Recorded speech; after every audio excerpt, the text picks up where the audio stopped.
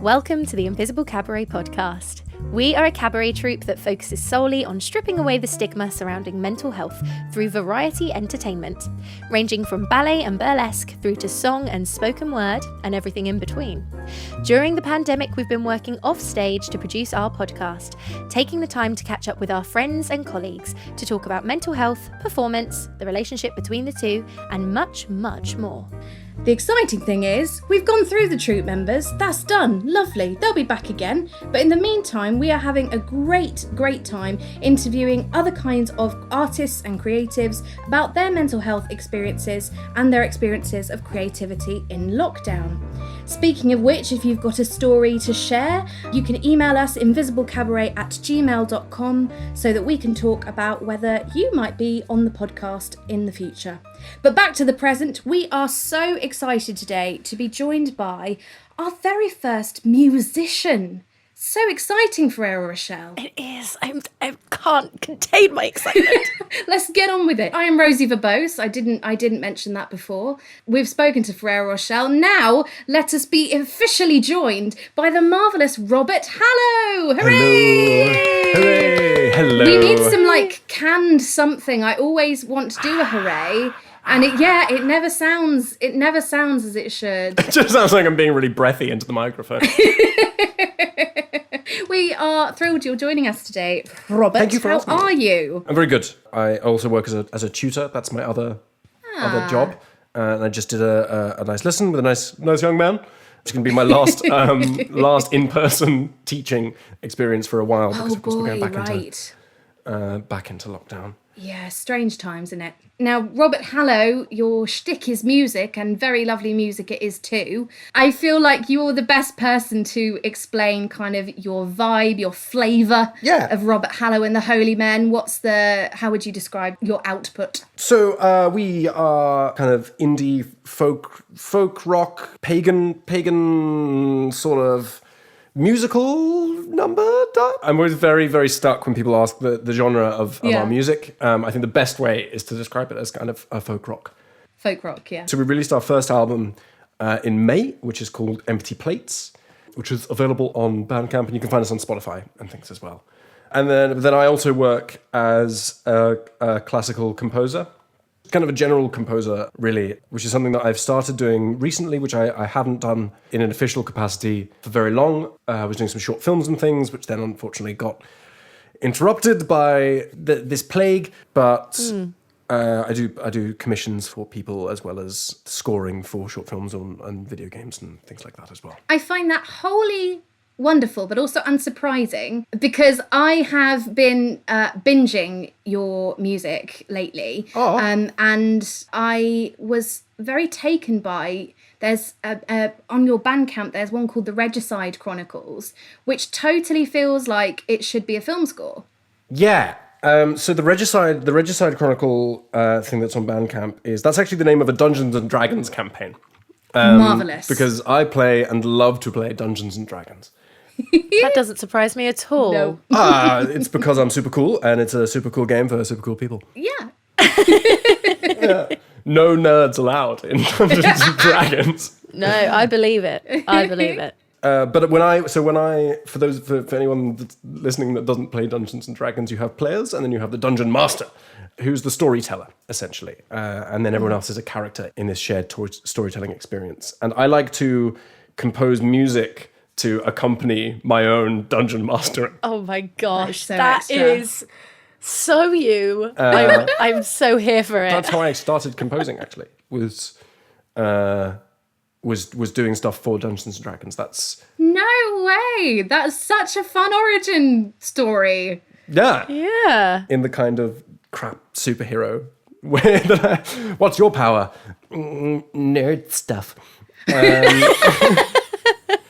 So let's talk about, can we talk about Empty Plates then, Robert? Yeah. Because that is the sort of the main opus, isn't it? As it stands so far. So was that a long time in the making? What was the creative process like for that? It was both a long time and a short time in the making, which is a very confusing answer. When the album was recorded, I was at a very different point in my life to where I am now. And I booked the studio time before I had written the album. I had 2 songs written, And then I booked 2 weeks in the studio a month away. So I gave myself a month to write the rest of the album. Within that time, I had to write the songs and then compose the music for the other musicians, because I knew that I wouldn't have time to rehearse musicians in that time. So I had to really carefully compose what I wanted.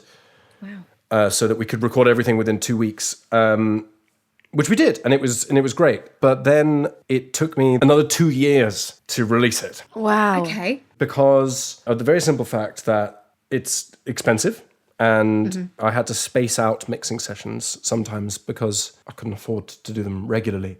But more than that, I was terrified of anyone hearing it. Even my friends and close friends and family, I would not play it to, because previously the only artistic output that I had ever really defined myself by was acting. And acting was a different experience for me, because what I tended to seek in playing parts on stage was a departure from myself, a little holidays from being me. But the album was all me.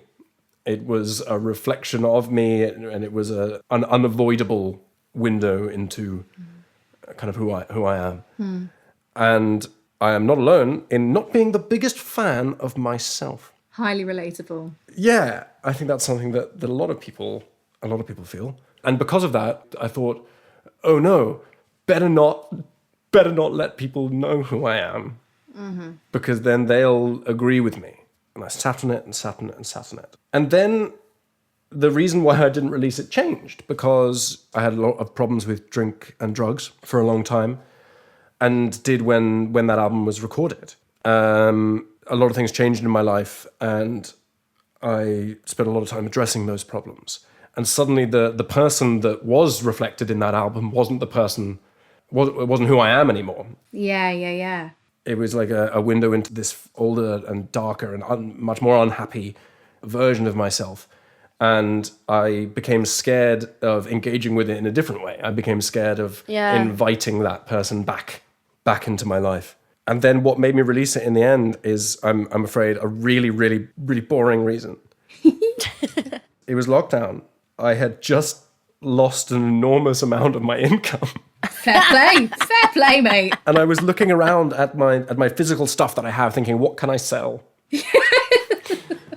I laugh in recognition again. I say, what do I have that's worth anything? What do I have that's worth anything? And I did think about selling my guitar. No. Because I was like, I'm not doing anything with it. It's nice, but that could maybe help me pay for rent for a month.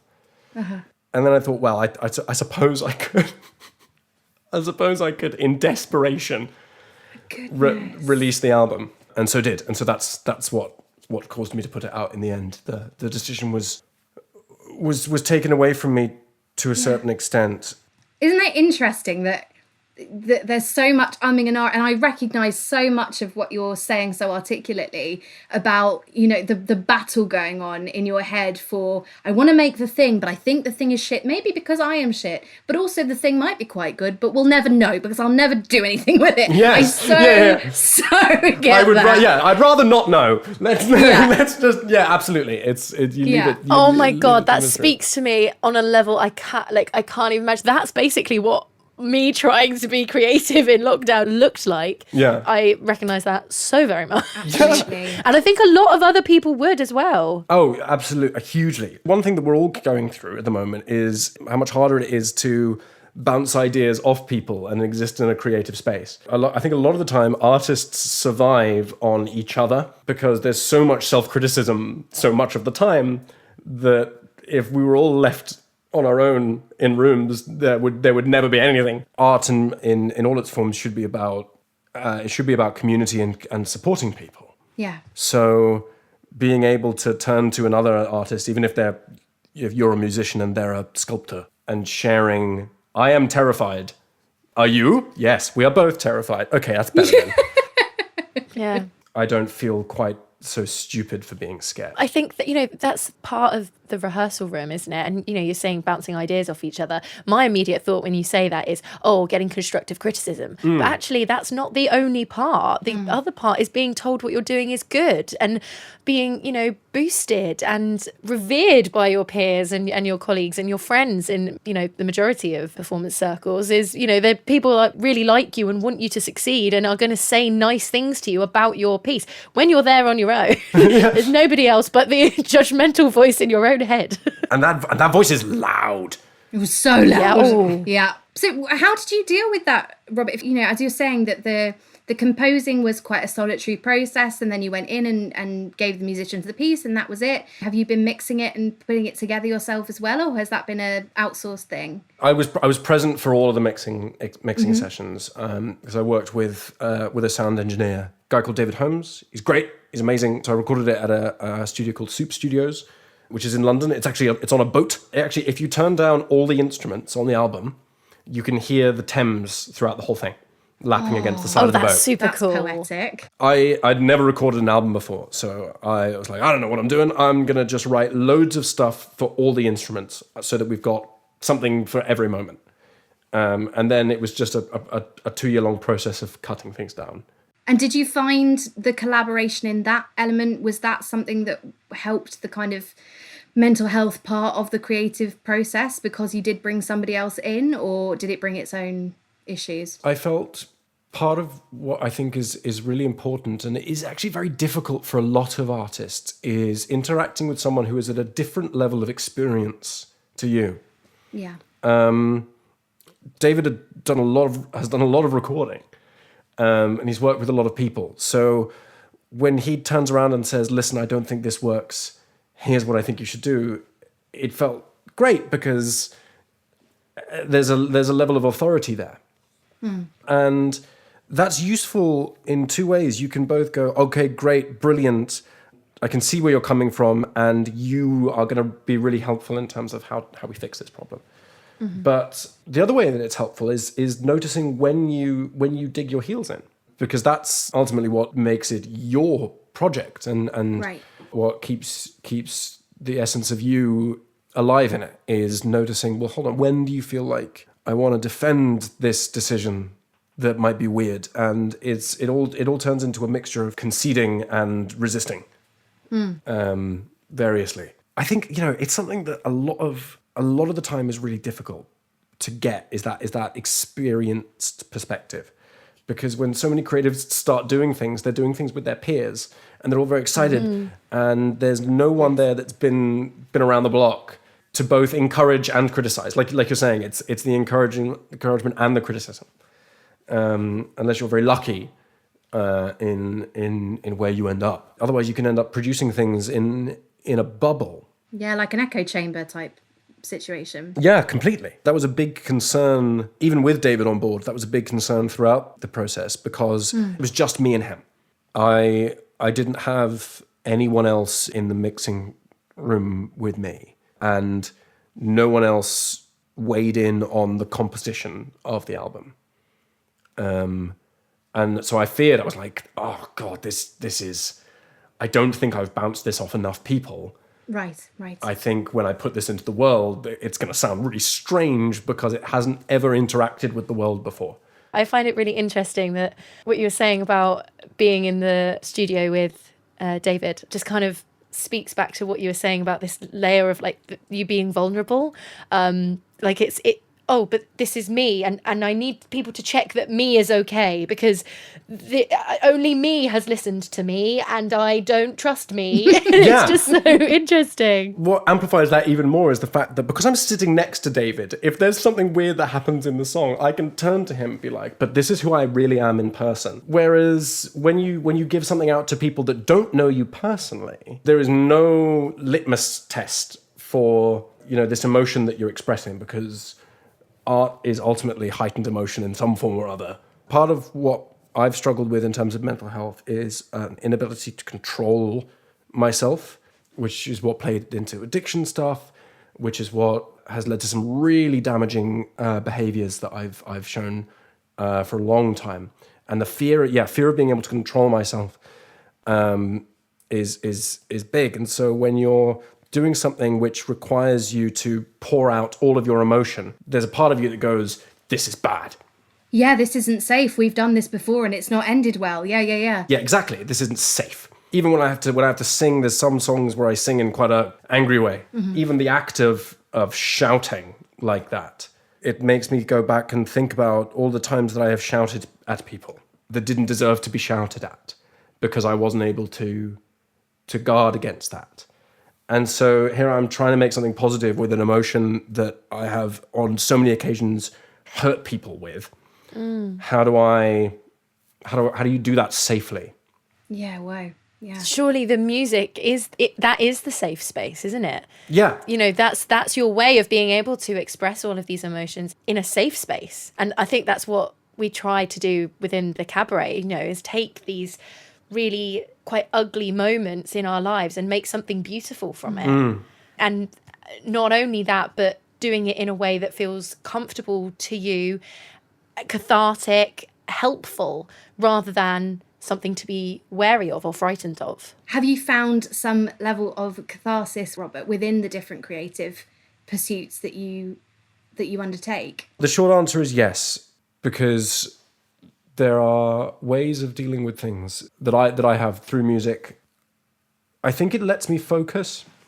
A lot of people say they get this when they're going on runs and things, but when I am writing music or when I'm working on music, this sort of quite blinkered mindset, and it's almost meditative for me because it occupies so much of my brain that I don't think about all the horrible stuff that I normally think about.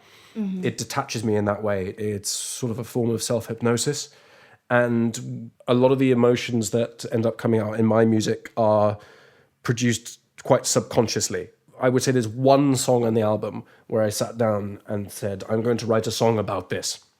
That kind of makes sense to me as well, because when you listen to your music, there's a heavy lyricism there. Your lyrics are poetic. So it kind of makes sense that you've kind of had to feel it out and translate it. You know, you're not necessarily putting words in the sort of pop stock order. It definitely feels like it's come from someone who's done the feeling first. A lot of it feels like you are creating this kind of world within itself. This is why I love that it's come from a Dungeons and Dragons thing, because when I listen to the album, it does sort of sound like it's in its own universe.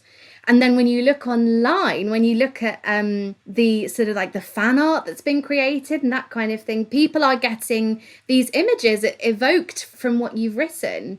How does that feel, and how does that play into the whole thing? Yeah, talk to us about the fan community, because some of the things that have been drawn are just unbelievable. The fan community is the best. I love them so much. They're so creative.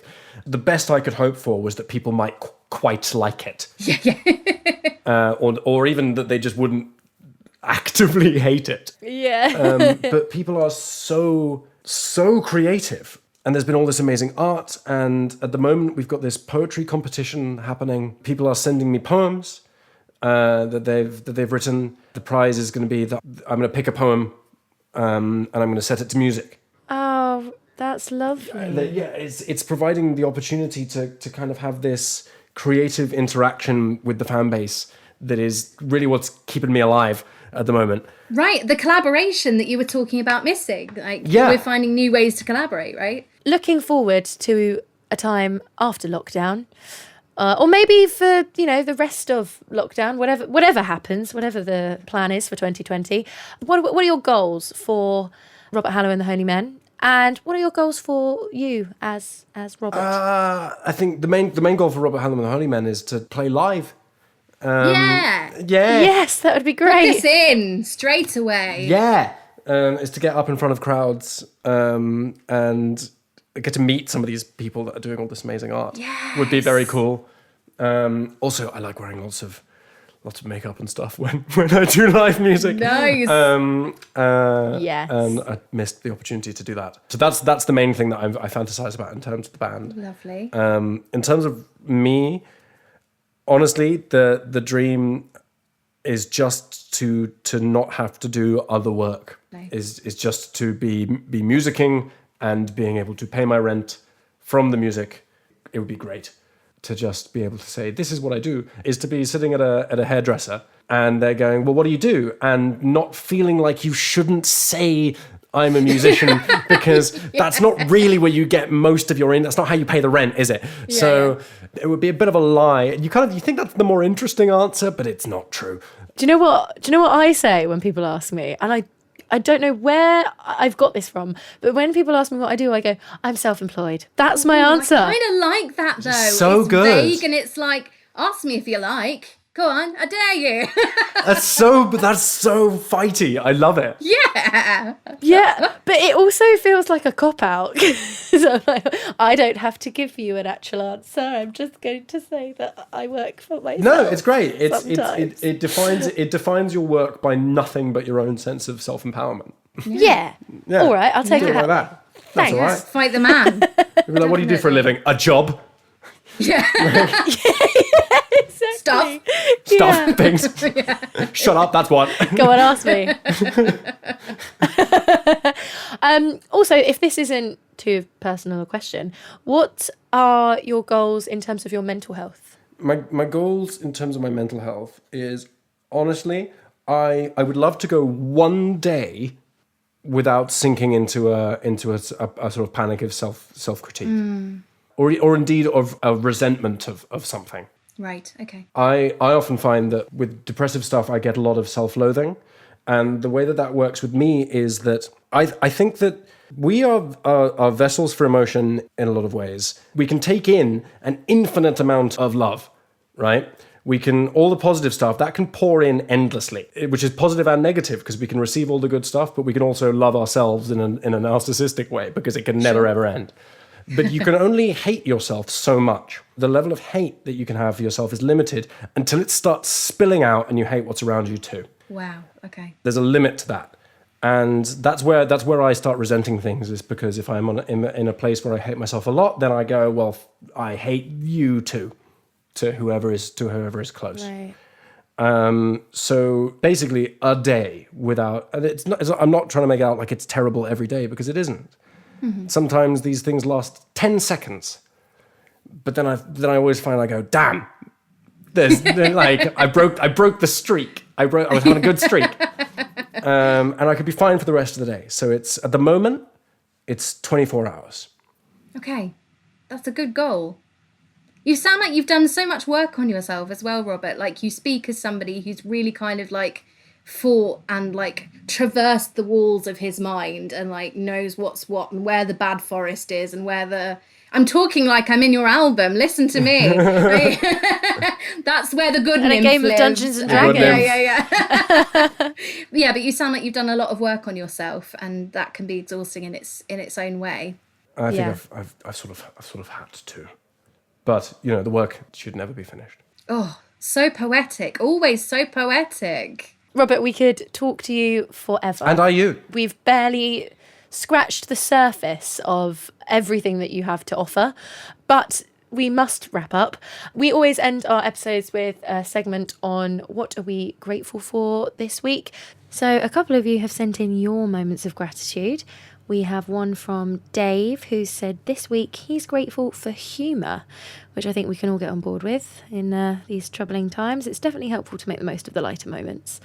We also have one from our beautiful Belle Blue Stocking, who said she is grateful to see trees from her window.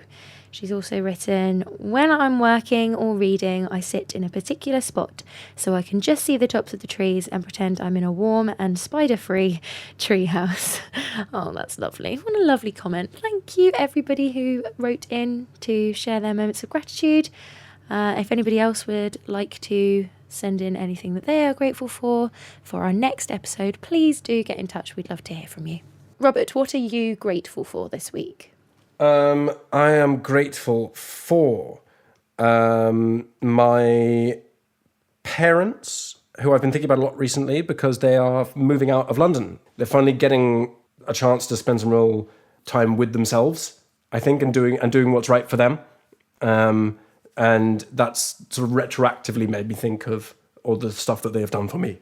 So that's what I am actively grateful for at the moment. And the fact that there was finally a slot on the Sainsbury's food delivery thing, so that for once I don't have to walk up. Small mercies. Small mercies. Yes. Little wins. Little wins. Absolutely. Oh, fantastic. Rosie Verbose, what are you grateful for this week? I can't believe I haven't mentioned this before, but I caved and I got myself a second-hand, I might add, but a second-hand coffee machine. Yes. Because I have been having real trouble for the longest time, partly because of chronic pain and partly because of like depression and stuff that goes with the chronic pain and separate from it. It's a whole lovely cocktail. I've been having real trouble getting out of my bedroom, and I have this other room. I'm really lucky I have this other room in this house where I'm living, where I can work, and so I can keep these two separate, and I just don't. I stay in my bed because it's warm and cozy, and that's where I can, just let my brain do the sludgy thing that it's doing. So I'm bribing myself. This is what it's got to. I'm bribing myself to get out of my bedroom with this second-hand coffee machine. And I tell you what, it's going great guns. I am loving it. I'd think about what I'm going to have tomorrow. I'm like, do I go for the flat white? What do I go? Because I've got all these little... Or do you mix it up? Oh, yeah. I've got all these little pods, these different ones. I've got a chai latte. I've got a cappuccino. There's just loads of different ones. Come to Cafe Ros, I'm telling you. And it's literally getting me into work mode. And then when I'm at a desk, I am more productive. It's got this amazing domino effect from this tiny action, and what was, comparatively a very small amount of money. So I'm grateful for the domino effect of my coffee machine. Yeah. Beautiful. Yes. That's lovely. Thank you all. Yes. What about you, Ferrero Rochelle? I was thinking about this yesterday as I was cycling home. I was like, when I record the podcast, I'm going to say this is what I'm grateful for. And it's really embarrassing. It's really embarrassing. When I cycle, I never buy expensive lights for my bike. I never ever do, just because I will lose one or I will break one because I'm really clumsy and terrible. So I've got the cheapest, most terrible little lights. Like, they do the job. They're, the legal requirement for the road. They do the job. But my little one on the back is very, very tiny, and I always I've previously been cycling along in the evening worried that nobody can see me from the back, and I'm like, oh my god, I'm going to get smashed into. Another thing to note, I'm all about fashion over function, so you would never catch me in a high-vis jacket or anything like that, never, unless it's a costume. That's a different story. We're in the midst of spangling a load of high-vis jackets, so there is a yes, we story are. So I would wear a spangly high-vis jacket. Sure. That's a different ballgame. But would that make it too high-vis? Like, if it was spangly, highest vis, blinding people on the road, killing everyone, let everyone else get blind. Yes, I recently bought a wrap. It's literally just a strip of high-vis material, and I wrap it round my rucksack, and I'm really grateful for it, because now every evening I cycle home and I feel really safe, because I'm like, everybody can see me from the back, even if my little rubbish light doesn't work. Everybody can see me, and I'm nice and safe. So there you go. That was a long story, but I'm really pleased for you. That's so good. That's so lovely. Freedom from worry. The best. Yeah. Well, that's it. That's what it comes down to, is I'm grateful that there's one less thing I have to worry about. Hello. One less thing to worry about. It's one less thing to worry about. Yes. I don't know this song, but I'm going to sing along. Nope. Okay. Hamilton, Robert. Have you not seen Hamilton? I haven't seen Hamilton. Whoa. Okay, and I'll tell you why. I know it's on Disney Plus. But I have never properly enjoyed watching theatre that has been filmed. I do understand that. Okay, yeah, sure. And I'm happy to wait. I haven't even listened to the soundtrack because I don't want to experience it until I experience it. God, that's a bold choice. That is going to be a long old wait, babe. So it will, and I'm left out of a lot of conversations because of it. I'm so sorry. Like this one. I'm not. Listen. I don't feel welcome anymore. To it. It's a good job we're leaving then, isn't it? On a sour note. Yeah, good. Yeah, I'm happy with that. Robert, where can people find your music, and is there anything else you'd like to plug? You can listen to us on Spotify and SoundCloud. You can purchase our music on Apple Music and Amazon and bandcamp.com, which I would of course be extremely grateful for you doing. Bandcamp, actually, for what I'm going to plug Bandcamp, which is the website that I sell my album on, because the first Friday of every month during lockdown, to help artists, they are waiving all of their commission fees. So it basically means that artists are selling loads on the first Friday of every month and getting all of their profits. Oh, yay! Which is great. So if you are buying music for any band that you love, buy it on the first Friday of the month and buy it on Bandcamp so that the artists that you want to support get your full support. Love it. Wonderful. What a good plug. Well done, Robert. Thanks. Big fan. Ah. Thank you so much for joining us. And listeners, if you have something you'd like to share with us, any gratitude you would like to send our way that we can pop into an episode of the podcast, please do get in touch. You can, as Rosie mentioned at the beginning of the episode, you can contact us on invisiblecabaret@gmail.com. You can also find us on all of the socials, Facebook and Twitter and Instagram. We're very present on Instagram. Rosie Verbose does a wonderful job of keeping our Instagram looking beautiful. Thank you so much for joining us. It's been a pleasure. See you soon, Rosie Verbose. See you soon, my love. Yes, definitely. I'm off to research how I can get in on this Dungeons and Dragons lark. Yes. We'll book another Zoom call, I think, Robert. Let me be your guide through this magical. How exciting. I'm so there for it. All right, take care of yourselves, guys. Be kind to yourselves, and we'll see you next time. Thank Lots you for of love. joining Thank us. you both. Bye-bye. Bye-bye.